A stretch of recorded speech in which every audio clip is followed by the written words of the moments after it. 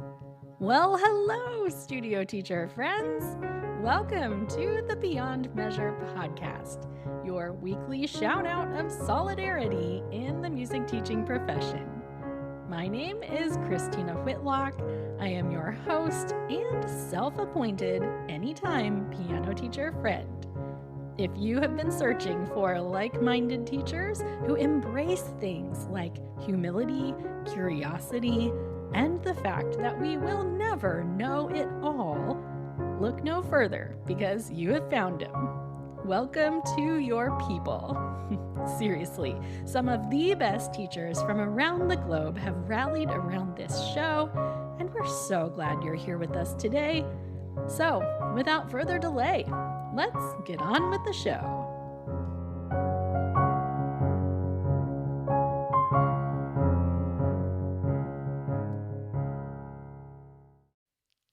You likely know by now that I am a big fan of self-reflection questions. And something I try to ask myself regularly is, in this season of life, what is working? Last February, I decided to talk about a few of those things here on the show, and since you all seemed to enjoy it, I thought I would try sharing these types of episodes about once a quarter. My end goal is twofold here. First of all, obviously, I hope my insights help you, regardless of whatever season of life you are in. And two, I hope you will take a few minutes on your own this week to ask yourself the same question. In your current stage of life, what is working for you right now? This often seems kind of an obvious question at first. It feels like we should already be aware of these things. But I promise you, there is something to making an actual physical list of things that are working for you in this season of your life. And the flip side, what is not working for you. I try to keep an ongoing note in my phone. I have a weekly reflection sheet that is free to download on my website if you would prefer a visual prompt each week. And I don't know, I'm just really serious about asking myself this question on a regular basis. Fun fact, I asked this same question to most of the guests on the Summer Conversation series, and their answers are all available in their bonus recordings over in the Patreon community. So if you are curious what your favorite teachers list as the things that are working and not working for them in their lives, you'll definitely want to check out those conversations in the Patreon community. I have compiled a list of 5 things today that are working for me lately. If you enjoy this departure from our usual topics of conversation, remember there are now 2 other episodes like it, and I will link those in the show notes for today's episode. And now, here we go, friends. Here are a few things that are working for this piano teacher in her current season of life. Number 1, in my teaching life, something that is working for me so well involves my new studio configuration. Now, some of you know that I added 4 digital pianos to my studio a few years ago so I could begin offering some group classes each week, along with continuing to offer private lessons. I owe you an update on the group class situation, and I really will try to tackle that in an episode later this year. But anyway, my studio is not all that big, as in the physical space is not very big. So adding 4 digital pianos plus my small acoustic grand doesn't give me a lot of options in the space to work with. I had a setup that worked for the first few years, but I really wanted to move things around so that I could have one of my digitals parallel to my grand. When I was in college, I always loved the synergy of having my professor beside me at his own piano while I was at mine. I just really wanted to recreate that experience for my students. Well, I hemmed and hawed all summer about how I could make this happen in a functional way in my small space. And then one day, I just decided to start moving things around. There's an old episode of this podcast that talks about how much of our teacher lives is easier than we think it's going to be once we finally take action. And this is one of those things. I stumbled upon a setup that somehow is more functional and gives me more space by my acoustic for when I'm teaching my private lessons. I'm so happy I tried this. And as I knew I would, I am loving being able to sit side by side with my students at our own instruments. I recommend this so much. There is this unique synergy that comes with playing together. We all know this. And I've always played alongside my students a lot, but there is definitely something to having your own instrument. There's no production of having students shift to a higher octave when you sit down and you're, having to try not to squash their toe while you're pedaling and the whole thing, right? When my students returned in mid-August this summer, I spent a few weeks casually evaluating their technical skills. Instead of having them roll their eyes at me while we tested their 24 major and minor pentascales, for instance, I played beside them on my own instrument basic tonic dominant harmonies while they ascended their scales chromatically. Picture the most basic vocal warm-ups you do in any choral setting, right? Friends, I cannot tell you how much my students have enjoyed playing their pentascales with me. The same goes for multiple octave scales and arpeggios and chord progressions and all the things. It's just so much more fun to play them together. And as a bonus, of course, their rhythm is more stable. This surprises no one. I will try to share some videos on social media this week in case you're having a difficult time understanding what I mean, but I am here to say, whether you have a second piano or not, or even if you're not a piano teacher but you teach another instrument, play with your students during their technical drills. It seriously makes so much difference. I also love being able to jump on a second instrument and play basic chordal accompaniments with whatever my students are playing. Now, maybe you don't feel comfortable doing that on the fly, but the only way to get better is to jump in and start doing it. I have found it to be immensely rewarding to be spending more of my teaching hours playing myself. We're so guilty of neglecting playing our own instruments sometimes, right? So challenge yourself to play more in the lesson itself. And if you have the ability to do it on a second instrument, oh my goodness, it just makes so much difference. There's a lot more I could say about this, like how much fun it is to trade jobs and let your students play the backup chords while you play your scales. There are so many possibilities here. And again, it's all wrapped up in the fact that playing music together really is a spiritual experience. It just is. Again, I keep thinking about how students enter their choir rooms or their band rooms, and one of the first things they do is warm up together. Isn't that such a great mental trigger that rehearsal is starting and it's time to focus on music? I'm finding the same thing when I sit down and play along with my students' warm-ups. And again, this is something I've always done occasionally, an octave lower than they were playing or something like that. But there is something about the consistency of this is how we start our lesson, coupled with the freedom of having our own instruments. It's just been such a game changer. So, thing number one working for me this season is playing next to my students throughout their lesson, but especially during warm-up.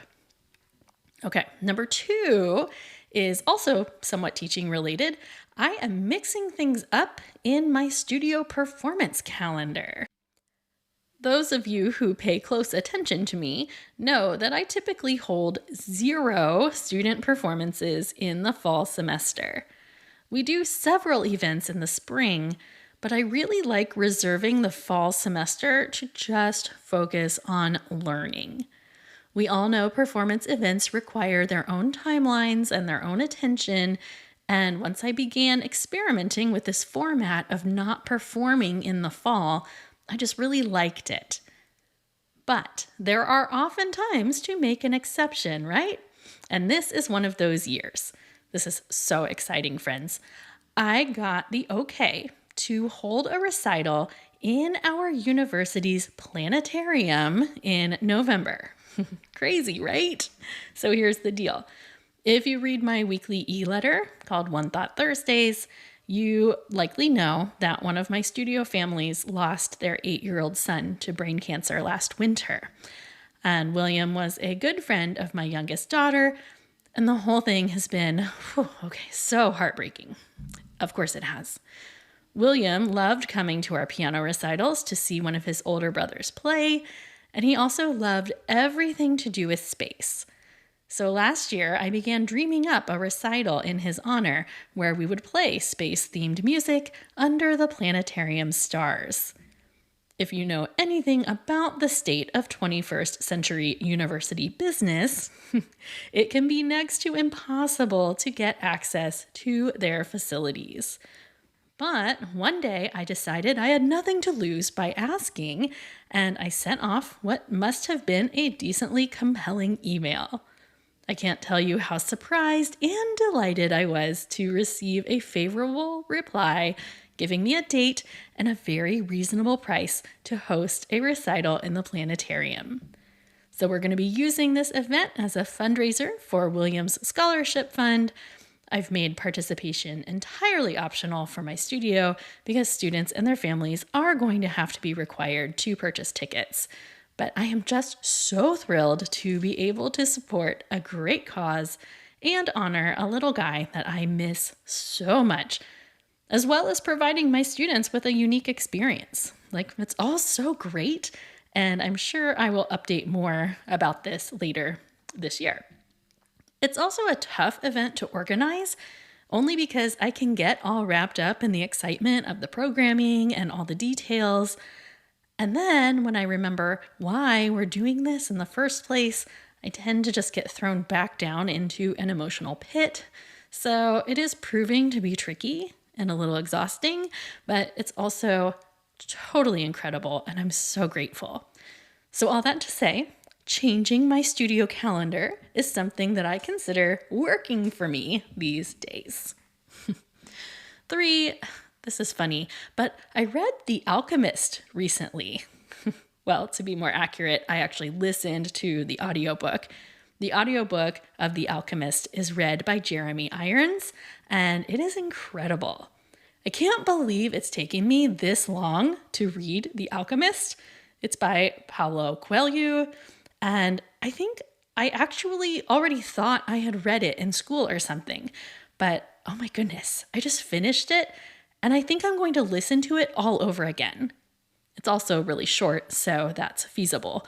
But I'm spending a lot of time in the car right now transporting kids all over the place, and The Alchemist has been keeping me great company.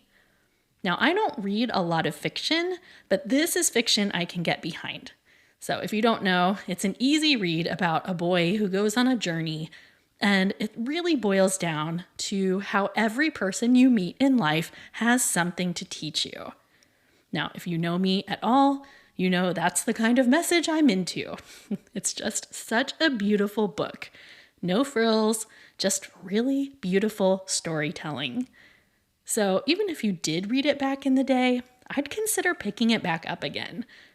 I often find myself struggling with what exactly I want to do with my life now that I'm a grown-up, and this book hit all the right themes for me in that regard.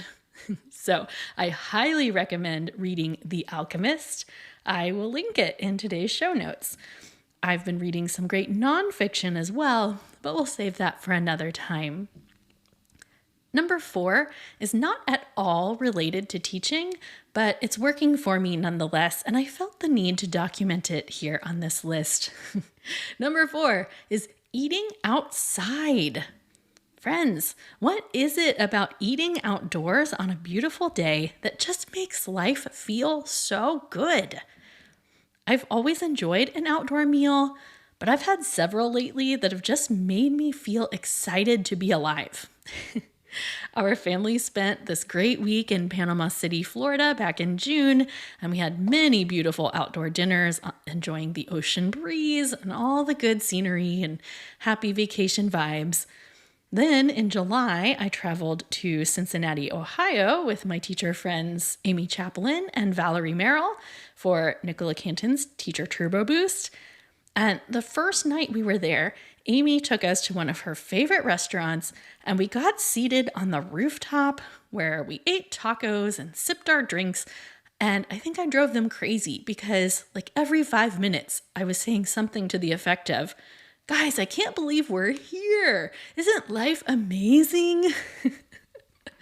Then we did it again the next night with Nicola, and I think I was just as obnoxious.